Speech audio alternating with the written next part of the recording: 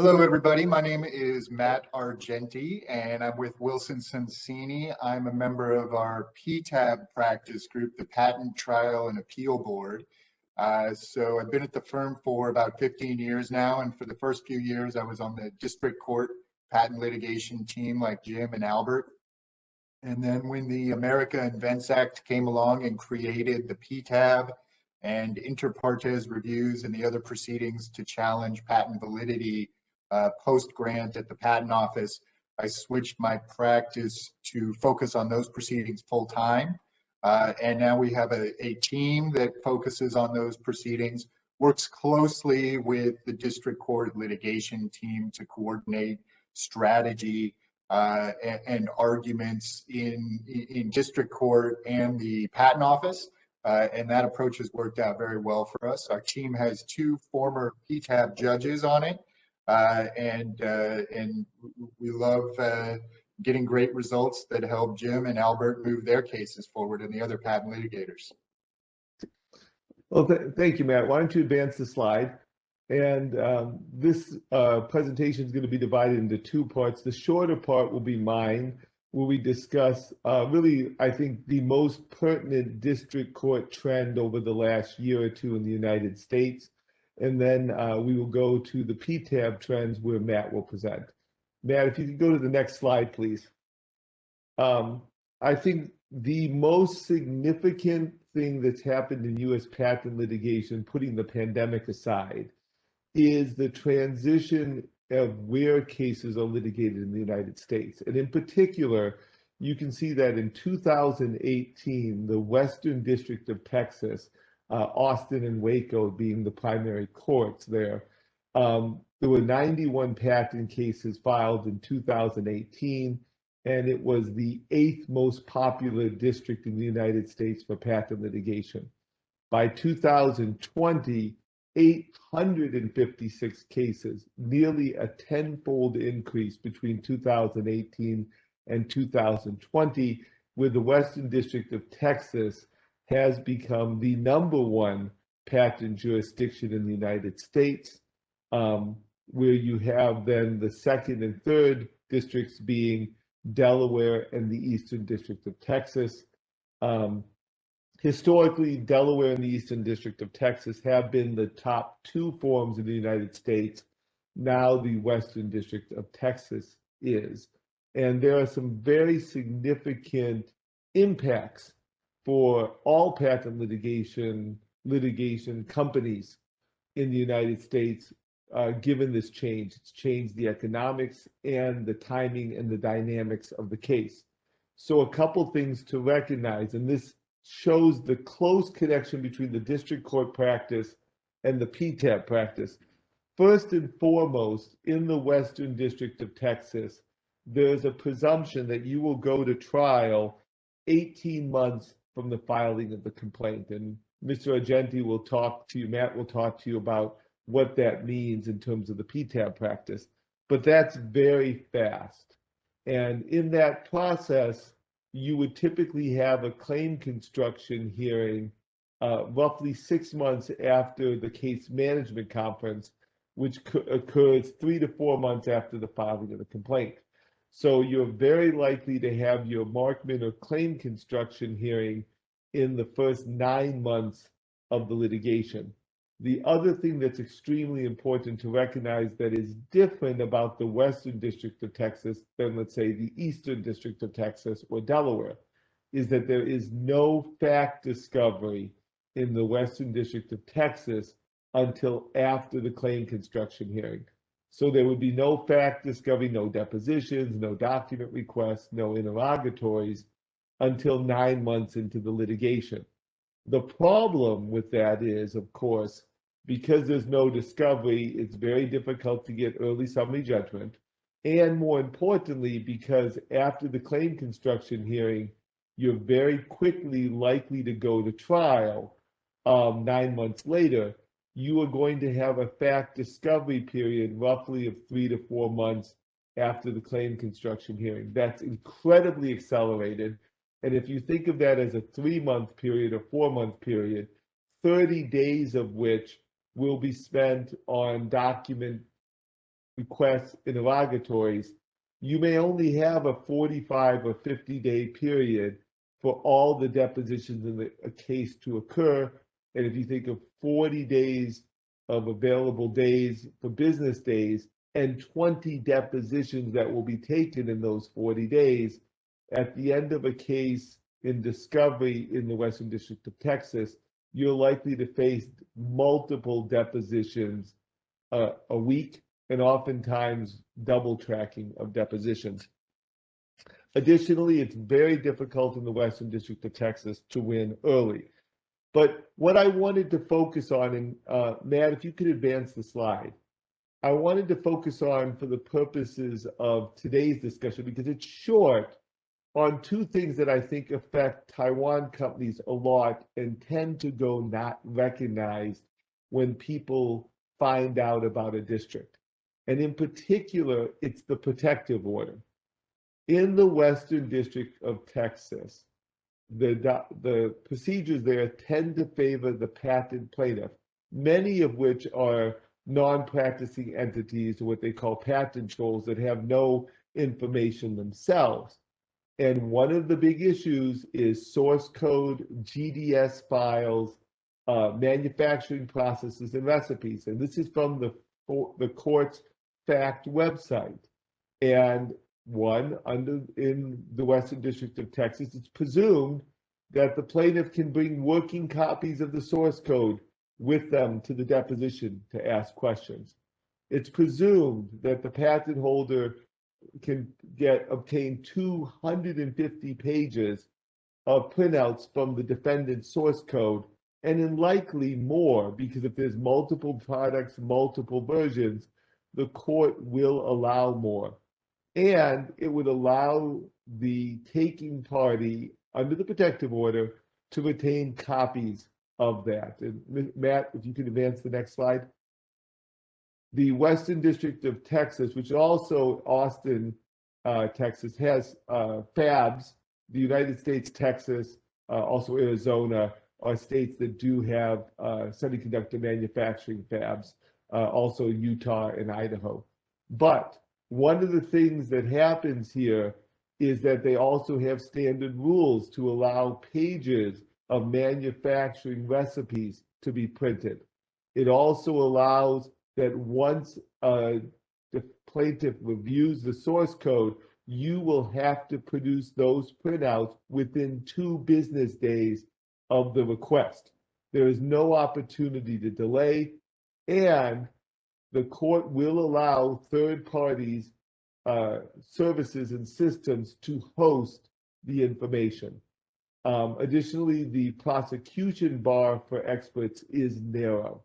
So the important thing is that we're going to switch over to Mr. Argenti, but the important takeaways for companies in outside of the US is that patent litigation has become much faster in the United States. The Western District of Texas will get you to trial in 18 months.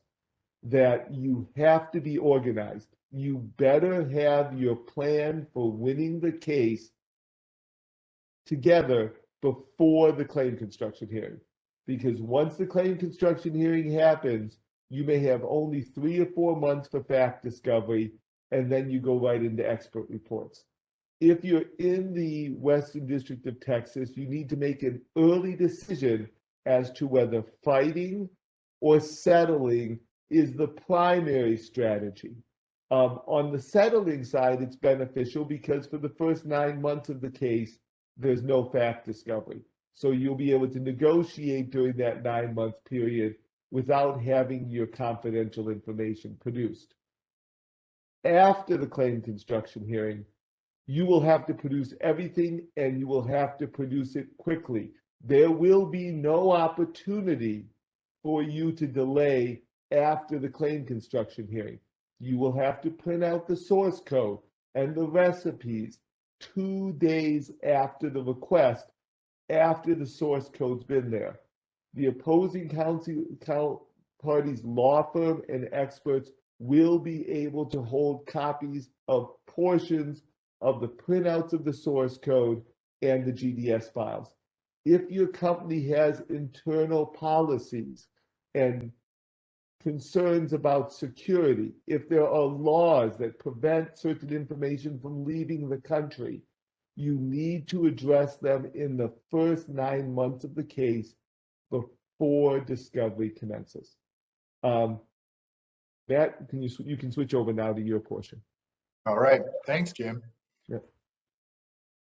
So as a preview, we're going to go through some slides here, and everything Jim just talked about in terms of the accelerated nature of patent litigation now in the United States is directly relevant on prevailing trends at the PTAB, and we'll get into that a little bit more.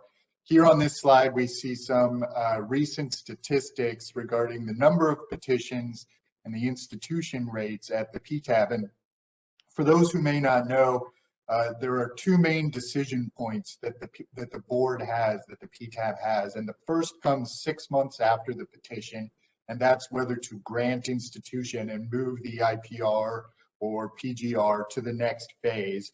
And then a year after institution comes the board's final written decision. So the entire proceeding takes 18 months, and your first chance as a patent owner to end the IPR and escape with your claims intact is at that 6-month institution decision. So what we see on this slide is that the number of petitions, after peaking in 2017 at 1,900 petitions, have dropped since then to around the 1,500 per year rate, but they seem to have leveled off there. They were trending down. They dropped down to 1,467 in 2019, but then they ticked back up last year to just over 1,500. And that seems to be about the run rate that we can expect, barring any major changes in the rules or applicable law right now. So in the next column, when we look at the institution rate, we see that with the green box in 2017, it was 61% of petitions were granted institution to move to that next trial stage and ultimately reach a final decision, which means that just under 40% were denied, and that was the end of the IPR, and all the claims survived intact, and the patent owner was free to take the patent back to the district court infringement case after 6 months. And that was a drop from the early days of these in the 2013, 2014 timeframe. The institution rate started out at about 85%. It quickly dropped off to the upper 60%, and now it's down around 60%. Still seems to be slowly trending down. As you see, last year it was 58%, but the year before it was 57%, so that actually represented a slight uptick. So currently what we can expect is just shy of a 60% institution rate. The real interesting thing in terms of the trends at the PTAB currently is in the two columns on the right, denial of institution. What you see there is where petitions are denied, how many of them are on the merits, where the board is looking at the prior art and saying, we think this prior art does not invalidate the claims. There's no reasonable likelihood of unpatentability, versus how many are at the board's discretion, where the board is bringing some other reason in and saying, we don't want to institute here. Even if the prior art might be good enough, we're going to deny anyway for this other reason. And as you see, even just a few years ago, there really weren't that many of those, the 13% rate in 2017. But over the last couple of years, the discretionary denials have really increased to where last year there were just as many petitions that were denied on a discretionary basis as were denied on the merits. And that is by far the thing that has people's attention the most. That is the prevailing trend. And the thing that that those of us who are in this practice area are watching is the discretionary denials and how the board is treating them, the various reasons that they have that we'll get into for discretionary denial. Now, here on the next slide, we see the institution rates by areas of technology. And these generally have held pretty consistent over the years. You'll see an anomaly here and there where maybe a particular batch of petitions came through that might have thrown the statistics off a little bit. But generally what you see is that cases in the computer hardware, computer software, networking, those types of fields have a higher institution rate than those in biotech and chemical arts, chemical engineering. So, and that's because biotech and chemistry fields are more often viewed as unpredictable arts, where it's a higher threshold to make an obviousness showing. So it's harder to show obviousness, particularly in patents dealing with chemistry, than it is in patents dealing with, for example, software. And you see that year over year.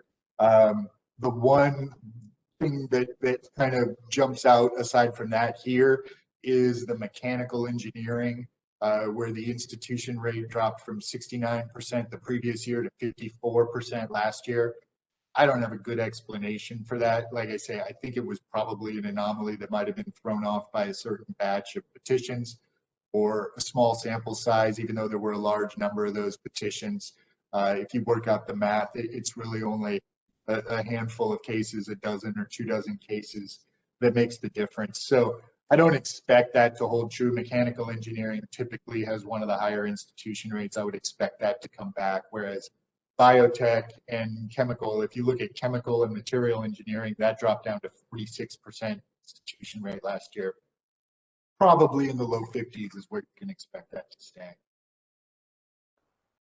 Looking now at moving beyond institution rates and looking at the board's final written decision outcomes, what we see on this slide, this presents the outcome on a claim by claim basis. So not on a per IPR basis, but on a per claim basis.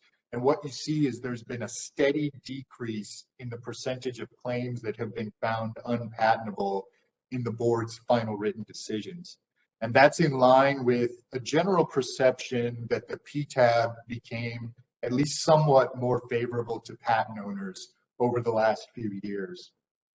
However, even if you look at these statistics, it's still a majority of claims that are found unpatentable in the board's final written decisions. That majority may be shrinking over time, but it remains the case that the best opportunity for a patent owner to preserve their claims when challenged at the PTAB is at the institution stage. That's your best bet as a patent owner to get your claims through.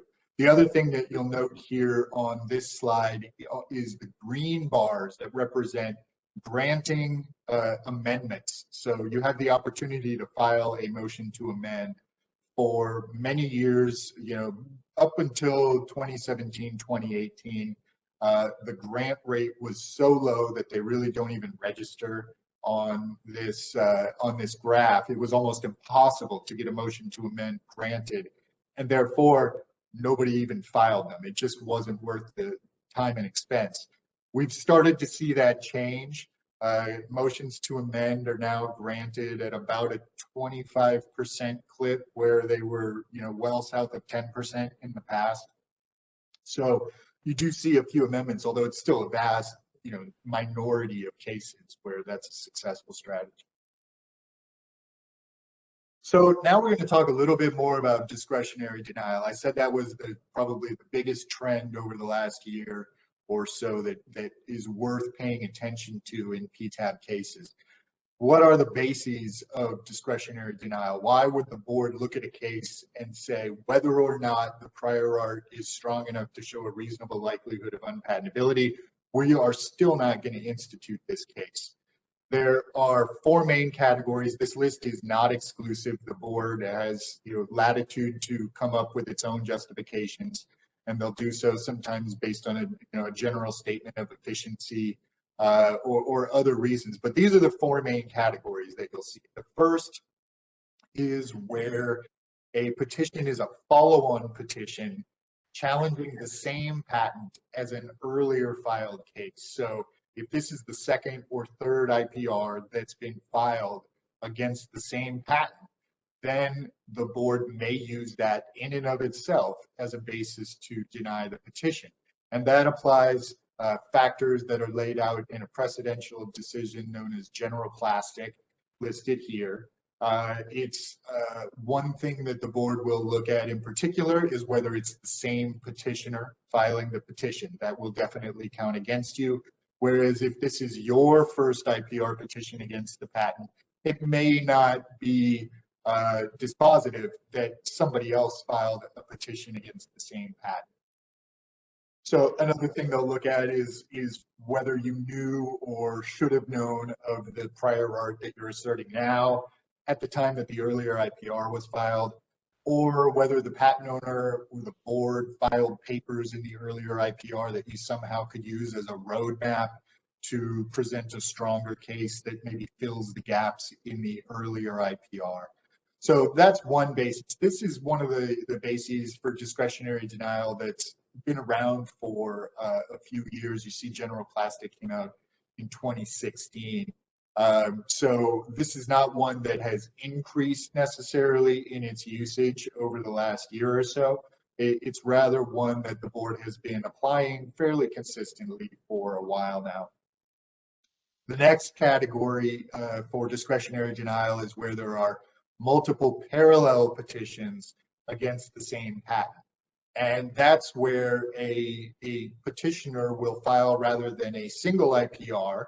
They might file at the same time 2 or 3 or 4 IPRs all against the same patent. And for a while, that was a pretty typical practice because you're going to be stopped at the end of the IPR. You're going to be prevented from raising prior art invalidity arguments in district court if you take the opportunity to file them in the IPR.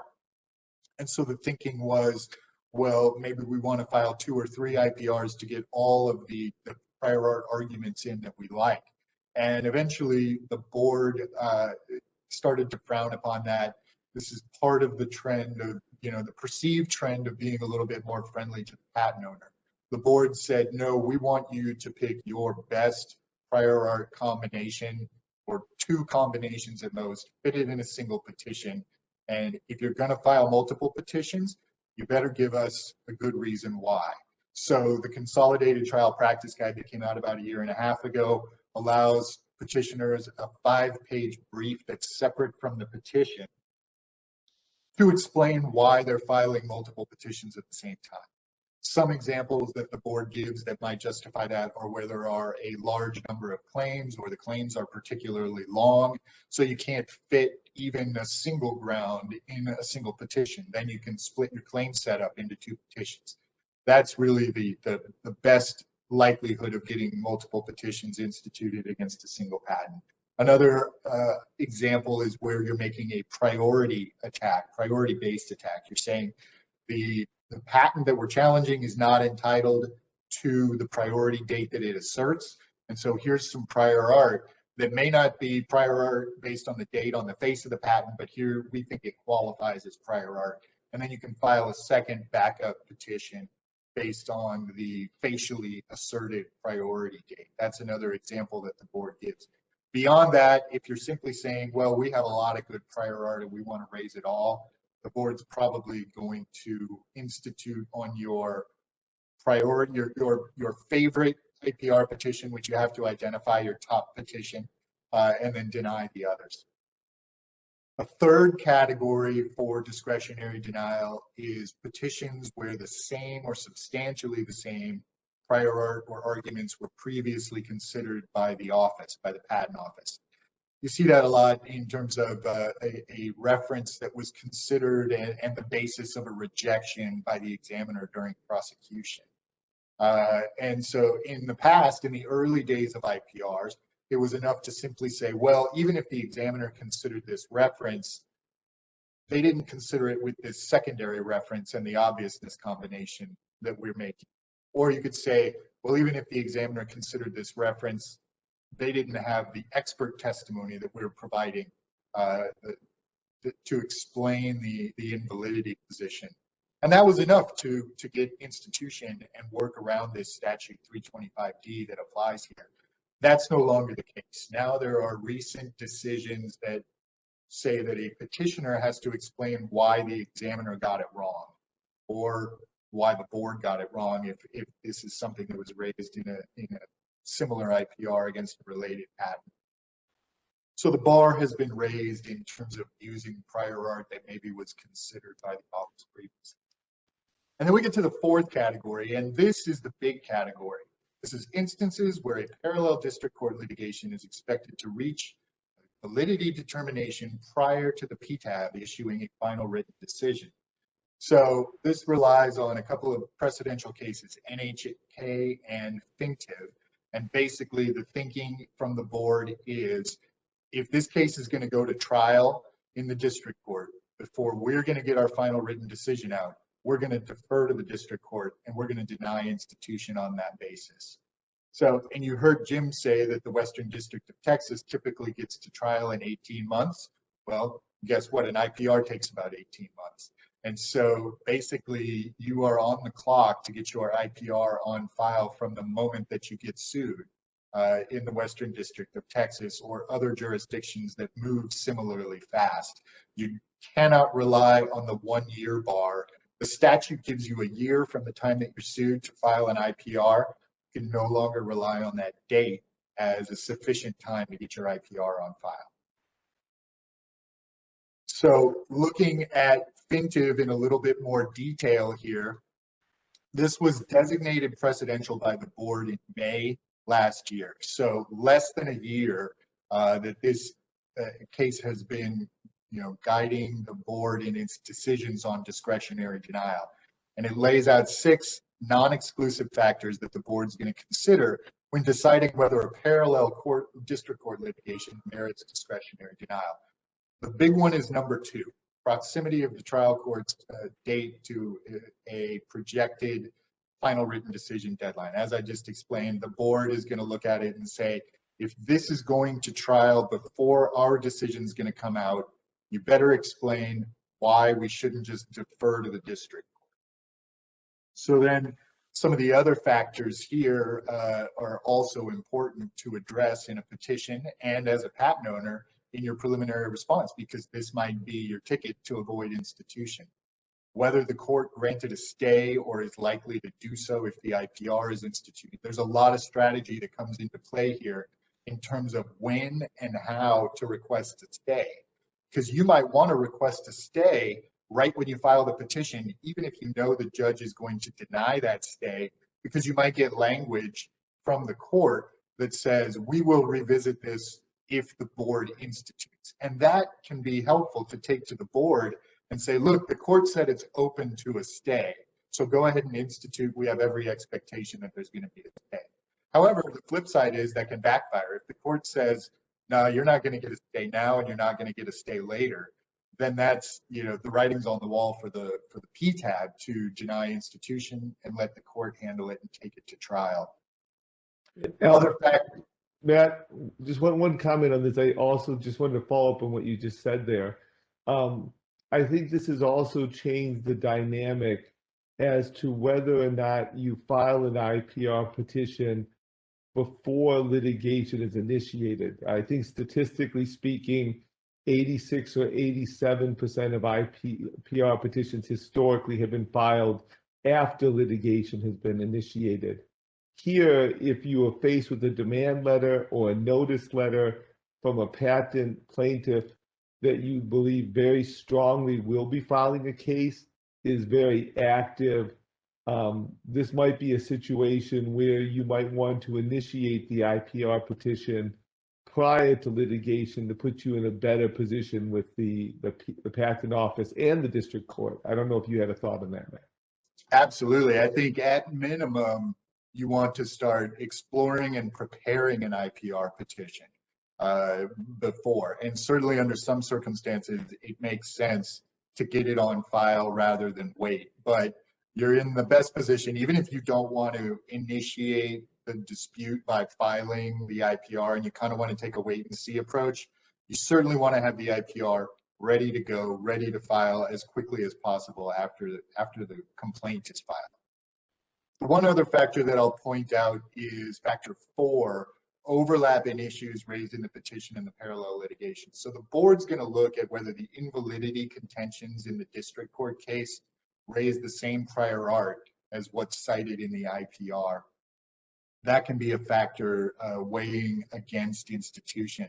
One way to mitigate that the board has acknowledged is by filing a stipulation in the district court case that you will not rely on the grounds that you're raising in the IPR, or even more broadly, that you won't rely on grounds that you raised or could have raised in the IPR, which is similar to the estoppel language that's going to apply at the end after the final written decision from the board anyway. So you're just kind of taking that estoppel and applying it earlier on in the hopes that it won't hurt your institution chances. On that one, Matt, that's a great point of why your district court team and your PTAB team need to work together. If you feel that you have very strong non-infringement arguments and that you'd be comfortable going to trial just on the non-infringement arguments, but you still wanted to get an early win in the PTAB, then the type of discussion and logic that Matt's talking about applies, right? And that means, like everything else, you need to be well informed when you make the decision. But when you are in a case where you have strong invalidity and strong non-infringement arguments, it does create a lot of options, but it also demonstrates why your PTAB team and your district court team and the in-house team all need to work together to form a single coherent strategy. Absolutely. So beyond discretionary denial, just a couple things that we're looking ahead to in the PTAB practice that may or may not have a significant impact. The first is a pending Supreme Court case, Arthrex, that involves whether the APJs, the patent judges who oversee the PTAB, are properly appointed under the Constitution.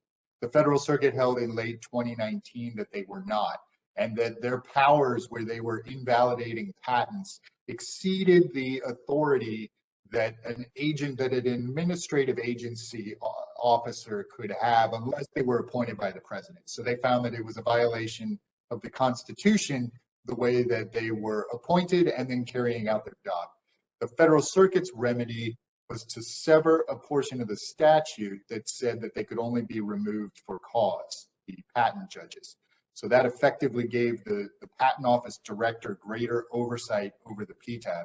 In essence, the Federal Circuit made it so that the director could fire any patent judge without cause, and that somehow fixed the constitutionality issue. That's before the Supreme Court. It was argued in early March. We're going to get a decision by the end of June. The general expectation is that this is not going to throw the entire PTAB out.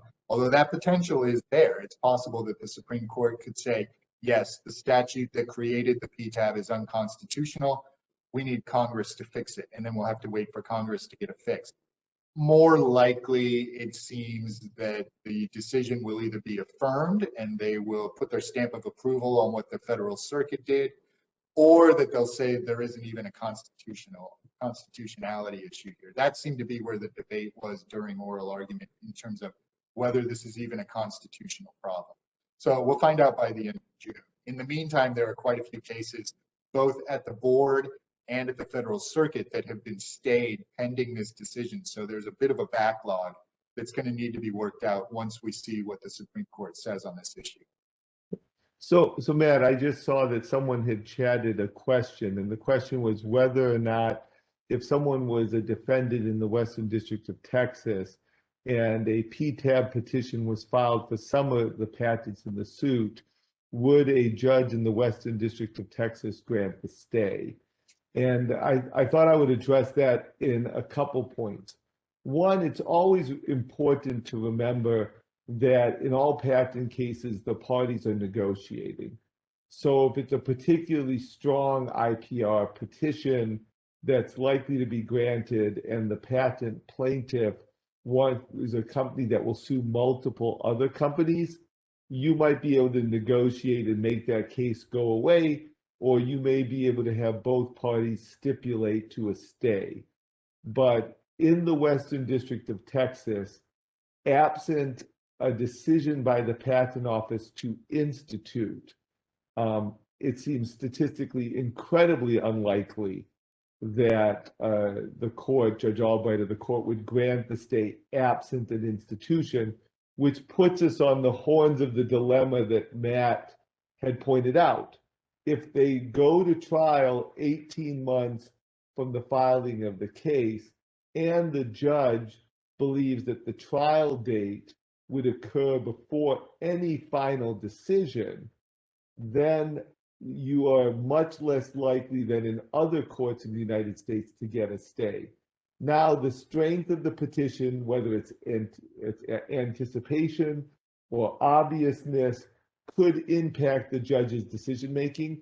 The other comment that I would make there is if you're only going on a subset of the patents at issue in the Texas case, that makes it even more unlikely that the court would grant the stay. I don't know if, Matt, if you had any other observations on that. No, I agree that a stay would be unlikely. The other thing, though, since you mentioned the merits might impact, the merits of the prior art argument might impact the stay, that could also impact the board's decision in terms of whether to apply Fintive and deny institution on that basis. Factor 6, I flipped back one slide here. If you look at factor 6, it's kind of a catch-all that considers other circumstances, including the merits of the petition. So the board has an out built into Fintive, where if they think the IPR petition is so strong, they can still, even under the Fintive factors and even faced with an early trial date, they can still institute the IPR if they want to. And that happens sometimes. Yeah, and actually, Dan, I want to talk about one other thing. I think that the reason why, we believe that it's so important that your district court team, your PTAB team, and your in-house team all coordinate. There could be times that, regardless of whether you get a stay or not, you may decide to go forward in both PTAB and the district court, even in Western District of Texas. And here's two factoids that I'd like to get your thoughts on this, Matt. The most popular basis for the Patent Office to invalidate a patent in an IPR petition is obviousness grounds. Obviousness is not the best defense in front of a jury. The reality is that juries don't like obviousness defenses that much. They like anticipation. Anticipation is a good defense. Non-infringement is better. So the strength of the arguments will depend on whether you're at the PTAB or a jury in terms of obviousness. And there could be also a race as to which judgment would be final. So if you get a final judgment from the PTAB of invalidity, you might be able to beat the district court. And if you win at the PTAB and lose at the district court, you have negotiation leverage. There are a variety of reasons why you still may want to go in parallel, but I don't know, Matt, if you have thoughts on that. Yeah, that's a great point, because I would say it's the opposite when you're in front of the PTAB, in that, just like you said, statistically, that you're usually on better footing with an obviousness case than anticipation. I mean, if you have a strong anticipation reference, great, that you're in a good position even in front of the board. But if it's a stretch at all for any one limitation, and if you're relying on any sort of a claim construction that you're depending on the board to adopt, that's a big risk. And so obviousness, where you have the benefit of an expert testimony who's putting in a written declaration, and the board is very comfortable with the legal standard required for obviousness and all the considerations under KSR, it's absolutely possible, and it happens, very often, that you can make a strong obviousness case at the board that maybe wouldn't be accepted at district court. And I agree that that's one thing I always tell the people who participate in patent litigation. What are the three things that are inevitable in this world? Death, taxes, and settlement negotiations. And at some point, even if you're fighting, you're going to be negotiating. And if you're going to negotiate, you want leverage. And so having a strong PTAB petition, even if you think you're going to go forward in the district court and that you might lose in Texas, having a winning PTAB petition could give you the strength you need to negotiate and also work with your customers, your vendors, your supply chain, have confidence in your ultimate position and appeal. So I think it's very important to have a complete view of these things. Now, I know we've run a bit long, but just real quickly, I want to mention the other thing looking ahead. The other big kind of wild card out there is who will be the new PTO director and how will that impact the PTAB? The general perception is that the last director of the Patent Office implemented policies favorable to Patent Office. We talked about Fintive. Motions to amend are granted at a higher rate now, largely due to changes in the rules that they implemented. You can submit testimonial evidence with a patent owner's preliminary response. There were a number of changes that they made that generally were viewed as favoring the patent owner. That director stepped down with the change of presidential administrations. He stepped down in January. The next director is going to be nominated by President Biden. It hasn't happened yet. So it remains to be seen how this is going to impact policy and practice at the PTAB. If President Biden's administration is anything like President Obama's, which would not be a big surprise, there's kind of a consensus, a thought that it could be more tech friendly and more petitioner friendly, but it remains to be seen. Thank you. Thank you for your time and patience today. Thank you.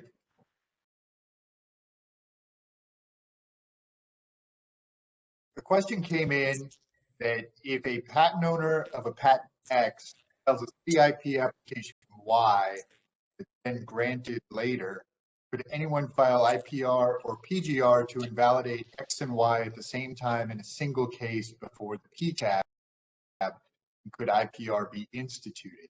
So you can only challenge a single patent per petition. You can't file one IPR petition that challenges two or more patents. So you can't have them challenged in the same case or the same proceeding before the PTAB.